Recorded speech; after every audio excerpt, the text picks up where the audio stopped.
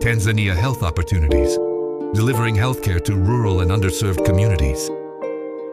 Our recent medical outreach brought doctors, volunteers, and local communities under one shared mission: access to healthcare services for all. Nilipokuja kucheki afya, nimeonekana nina malaria, nimepata dawa na neti wamenipatia. Na shauri wazingatie kutumia dawa na kulalia chandarua.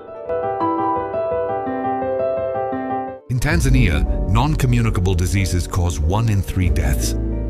While in rural areas, many adults live with undiagnosed high blood pressure and diabetes. Also, like other parts of sub-Saharan Africa, 50% to 90% of children under 5 years who are born with sickle cell disease die before diagnosis or due to preventable infections. In many rural communities, healthcare education and awareness is low, and families often lack access to timely diagnosis and treatment. Huduma hii ni muhimu sana kwa watu, kwa sababu watu walikuwa hawajui afya yao ikoje.